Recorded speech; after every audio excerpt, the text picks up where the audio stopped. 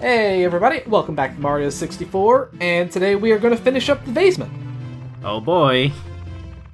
So we've finished all the proper levels, but there's still one more thing we need to go take care of. And we gotta go swim for that.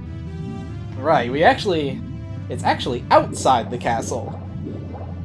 But we need to drain the moat before we can go there. You're not gonna show off the little hint that tells you what to do? I say, Argate, please. This is pro-level gameplay. We don't have time for that. Well, this is pro level gameplay. You should have gotten those coins under the bridge. Also, hi, I'm Chaos Argate. Yeah, so this is the Vanish Cap switch. So with this, we now have all three of the caps active, which means that we have all kinds of fun things in store for you. I really like the Vanish Cap. Actually, I like all the caps in general, to be honest. I was never too big on the Secret Star here, though. Yeah, this Secret Star is a little... Should've gone with the red coins again. Yeah, I would've preferred that to this. At least it's not very hard. Short version is that if we, when we hit this, switch here, you'll see these, well, you won't see them, but there they are. Yeah, so these lights, these indicate secret areas, and you have to touch all 5 of them to get the, to make the star appear. This is probably the only secret, or 5 secrets thing that I guess replacing with silver stars wouldn't really matter much for, but at the same time, it's still kind of a pain in the ass. Yeah, and these slanted platforms are really not necessary, but, I don't know. This is definitely the weakest of the 3 bonus areas for the caps. Yeah.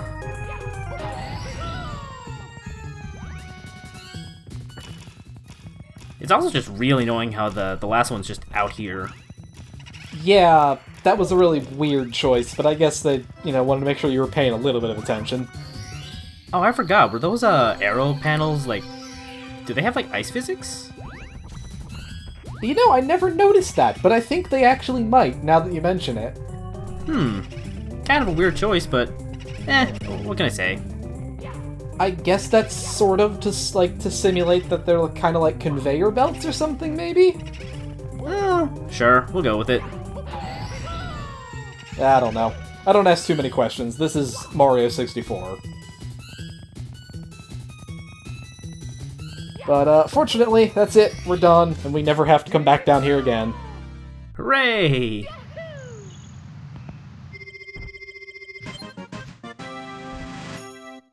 So, now we have to go all the way back to the castle. That's not too bad a walk. I was gonna say, fortunately, this side door here drops us off right where we want to be. I always wanted to climb up that little slide you slid down when I was a kid, but I never could get it to, work. Yeah, if you do the jump kick trick, I think it works. Yeah, I think so, but I was never good at that. Anyway, Dire Docks is the other water level. It is also bad. Yeah, I am really not fond of the water levels in this game. I love Mario 64 to death, but I do not like water levels in general. And the swimming is just kind of eh. The swimming mechanics don't work nearly as well as they should, honestly. I mean, it could be far worse. That's all I'll say on that. Yeah, also, the frame rate takes a massive shit here because there's a giant sub that normally isn't. It's weird. I feel like that's a case-by-case thing, because I remember, I don't know, a couple months ago we were doing a race, or Super Mario 64, and, myself and the other guy, we both had different experiences with Dire Docks. I had the slowdown and he didn't, so he got a substantial lead over me. Also, hello again, Slowdown. It's alright. Once we get out of here, it'll all go away. That's good. Or at least it's supposed to, at any rate. I've actually, for whatever reason, I have seen where that sub doesn't disappear, even though it should. And I'm not sure what causes that. It might just be Project 64. I don't know. Unfortunately, the second star is also after a really long swim, so... At least this part of the level is a little more interesting. Yeah, it at least looks kind of nice. In so much as N64 swimming areas can look. Really, in so much as N64 anything can look nice.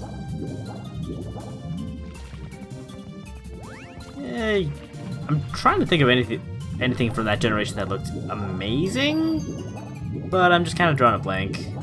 I don't think anything from that generation really looks good, to be honest. Like, even the best PS1 games are either A, all 2D, or B, they use heavy amounts of pre-rendered shit.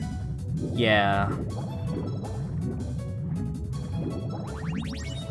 Well, these were the growing pains of video game history, so... Fortunately, our star is right in here at the back of this room, so... And I don't think we'll have to do much more swimming after this. There's only really one more star that we're going to pick up that needs it. I feel like that one has a lot of swimming to do, though. It does, but we have the power of editing on our side. Well, okay, that's fair.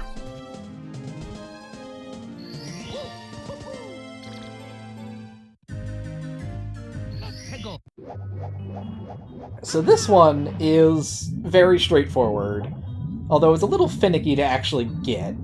So, as you can see, the manta ray drops these rings behind it, and if you swim through 5 in a row, you get a star. If you fuck up, though, the level will reset on you. Yeah, that's again, not always the greatest design decisions were made, but for the most part it works, I have to say. Good job on hitting the rings. Yeah, like I said, that's what happens when you try to guide a 3D object into sprites. You know, and believe me, it doesn't get any better. If you've played DK64, it is a fucking train wreck to try and control Diddy's jetpack. Now, how would you compare this to Superman 64? I'm gonna hope that we can agree that this, as bad as it is not as bad as Superman 64. Flying in that game is so weird, like, as soon as you start treating Superman like a car, like, he controls so much better, like, if you just, like, hit the B button very slightly when you're turning, then it's so much easier to navigate him. Oh well. Fortunately, this is the last star we gotta get here, and, again, it is back near where the sub is, so...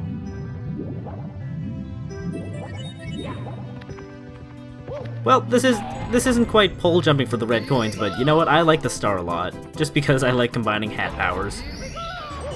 I mean, really, you don't need the metal cap. This is perfectly doable with just the Vanish Cap, but... it wants us to collect the caps, so I guess we will. Hey man, combining powers is cool. This is actually, I think, the only time in the game you actually even can do this. Yeah, it's a little disappointing. Like, they never let you play around with, like, an invisible wing cap or anything like that. I want to see the flying Metal Mario.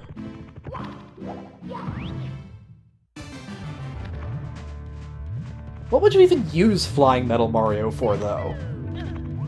That's a good question, actually. Like, the only things I can think of would be distinctly Kaizo kind of bullshit.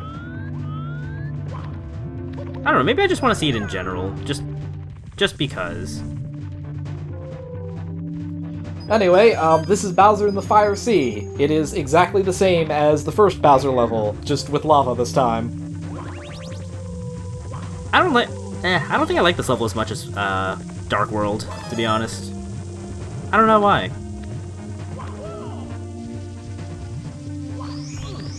I don't know, it's an okay level. Nothing offensively bad about it. And then that red coin there is a bitch to get. Yeah, I really don't like that red coin.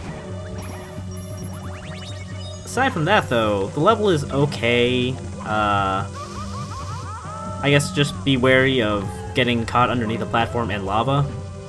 Because if you're sandwiched between platform and lava, bad things will happen. Yeah, but that's just, you know, lava in general in this game is not handled very well, I don't think. Well, there's some places in Lethal Lava Land you could probably use it to make a shortcut for. Oh yeah, there's a couple places that you can abuse it, but for the most part, I don't really like I don't like that it forces you to bounce like that, because you lose a lot of control. Okay, that's fair. It's like, and if you fell into lava in the first place, you probably already have lost control, and you're trying to get back in, you know, back to normal.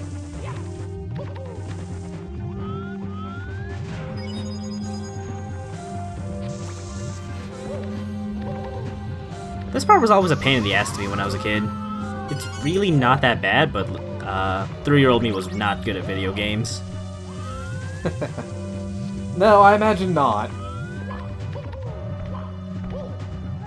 Mostly, I was probably just content to run around the castle grounds. Anyway, the star is spawned up here at the top, and for whatever reason, that jump is not playing nice, so we're gonna have to do it the old-fashioned way. I don't remember ever being able to do that jump. I don't understand, because it looks like it should work perfectly fine. Yeah, like, if you could just go a little bit higher. I think Mario's hands actually, like, touch the edge there. Yeah, he does that thing where it's like, he touched a ledge that the game is trying to grab, but you're not allowed to. So, here we are, another Bowser fight. Everybody's favorite thing in the world. He's got a couple new tricks this time around. He's a little more nimble, too. Oh yeah, he's definitely a lot faster on the field here, but he's not a whole lot more dangerous.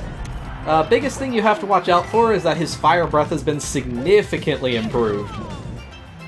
I mean, so long as you're, like, deft with the analog stick, then you should be more than able to dodge that.